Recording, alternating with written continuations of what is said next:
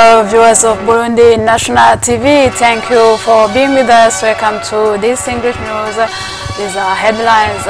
The President Evariste Ndayishimiye took flight towards Yokohama City in the Republic of Japan. He will take part to Tokyo International Conference on African Development, TICAD, scheduled from August 2022. After a three-day visit in Burundi, Qatari investors from Al-Mansour Holding Group attested that the visit has been fruitful to the country. Welcome to details. On this Monday, the head of state, Evariste Ndayishimiye, took flight towards Yokohama City in the Republic of Japan. He will take part to Tokyo International Conference on African Development, scheduled from August to 2022. Pietro Parolin, the Secretary of Vatican government, returned back to Vatican on this Monday after a week spent in the country at Mekonde International Airport. He saluted the warm welcome during his stay and thanked the President Evariste Ndayishimiye for the good collaboration between Burundi and the Catholic Church. After a three-day visit in Burundi, Qatari investors from Al-Mansour Holding Group attested that the visit has been fruitful for the country. Partnership agreements have been signed within various sectors. Xavier Ngendakumana, the head of diplomatic affairs in the office of the Prime Minister, provides further details. Take a listen. During the visit, the delegation has been respectively received by His Excellency, the President of the Republic of Burundi, and His Excellency, the Prime Minister.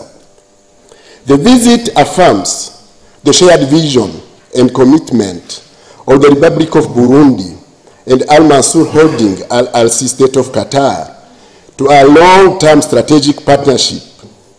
It follows extensive consultations, technical missions, and the signing of a master framework memorandum of understanding on 30th June 2025, reflecting mutual ambition to advance Burundi's national development goals through public-private cooperation. The two parties recognize the comprehensive engagement and successful negotiation that have culminated in this milestone, with a total projected investment of up to USD 14 billion. This partnership represents one of the most significant bilateral economic and development commitments in Burundi's recent history. Under the signed framework MOU, the parties agree to cooperate across a number of sectors, including infrastructure and energy, finance and banking, agriculture and food security, housing and urban development, security and cyber infrastructure, telecommunications and digital transformation, environment and sustainable development, mining and natural resources, tourism, logistics, ports and aviation infrastructure. The Republic of Burundi and Al-Mansour Holding LLC State of Qatar reaffirm their unwavering commitment to the long-term strategic partnership and joint implementation of the signed MOU. Regarding the launching of the implementation phase, the parties declare the immediate commencement of project implementation through feasibility studies, institutional engagement, and investment rollout in priority sectors. While the Republic of Burundi expresses its full institutional support for the realization of the partnership, Al-Mansour Holding LLC State of Qatar confirms its commitment to act as the principal private sector implementation arm. In terms of good governance and development principles, the parties affirm adherence to principles of transparency, ESG standards, and community inclusion in all projects development under this partnership. As for the strategic coordination mechanism, a joint steering committee shall be established between the government of the Republic of Burundi and Al Mansour Holding Al-Alsi State of Qatar to monitor execution, resolve challenges, and ensure alignment with the Burundi vision to become an emerging country by 2040 and a developing country by 2060. Burundi has taken a new step in the fight against malaria with the introduction of a vaccine whom children are concerned and how this vaccine is being administered. More about this story with Juva Ndaishimie. On March 17, 2025, Burundi introduced Malaria Vaccine. This vaccine had been added to those already given to children under the expanded program on immunization. Since the vaccine could not be made immediately available to all children across the country, the Ministry of Health decided to prioritize its delivery in the regions most affected by the malaria, particularly where high numbers of cases and hospitalizations among children had been recorded. These regions included the former provinces of Bubanza, Cibitoke, Ngozi, Kirundo, Muyinga, Ruyigi, Cankuzo, Karusi, and Rutana. The director of the expanded program of immunization, Dr. Jean-Claude Bizimana, explained that the vaccine is given according to the following schedule: the first dose at the age of 6 months, the second at 7 months, the third at 9 months, and the fourth at 18 months. During the official launch of the vaccine, the First Lady of Burundi called on health partners to support the country so that the vaccine can become accessible to all children nationwide. In other news, it is a sigh of relief for some people engaged in commercial activities along the shores of Tanganika Lake since the water of the lake decreased at a significant level. However, there are still areas where the water remains, and even though there is hope that better days lie ahead. Evariste Nyonguru. The decreasing water level of Lake Tanganika is beginning to show significantly, offering hope to those working alongside its shores, even though they still acknowledge damage caused by the previous rise in the lake's waters.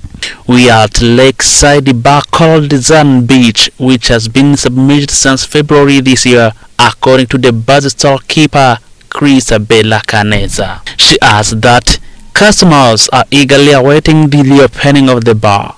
As Joseph Ndagijimana, a staff member at Zan Beach Bar, also points out, the bar will soon reopen its doors just after the ongoing cleaning activities are completed. However, there are still other places along the shores of Lake Tanganika where the waters have yet to recede. One such location is the South Beach, where commercial activities are still unable to resume as they did before. In addition to this place, there are other localities along the lake that continue to suffer from the effects of the high water levels, as shared by someone working in those areas. Nevertheless, he remains hopeful that better days lie ahead and that life will gradually return to normal, judging by the current pace of the lake's receding waters.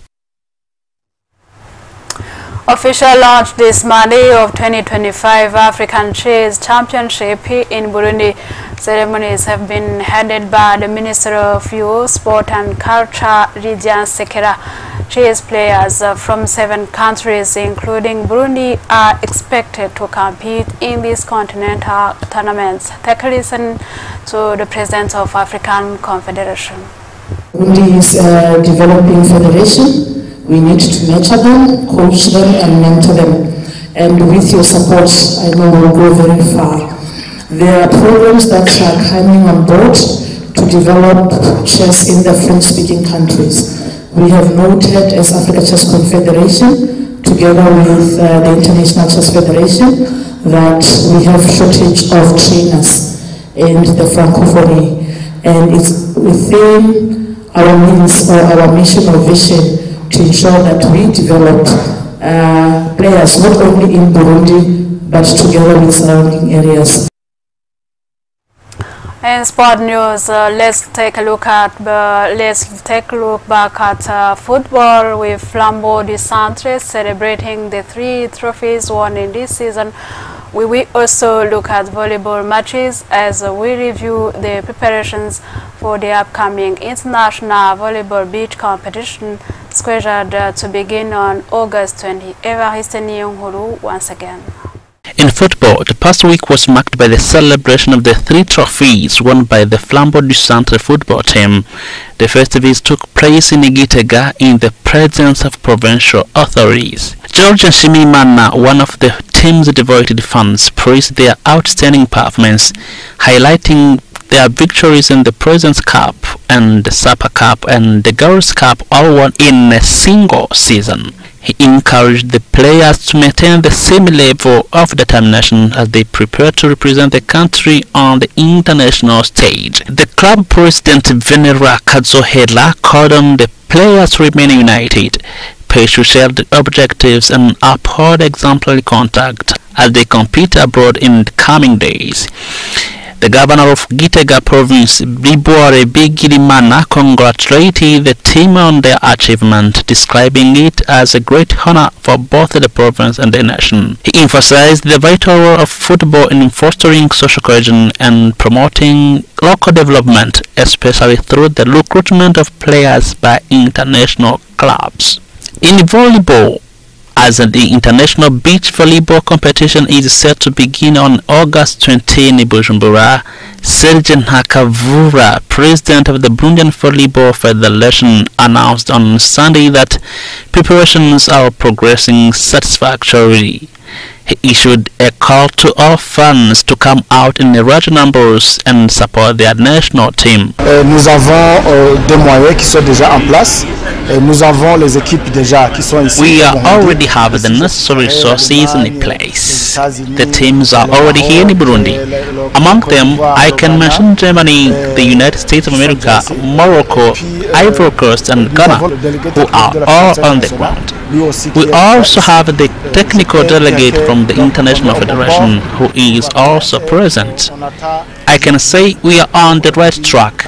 Everything's going well, and we are now waiting for the big day D when the competition begins.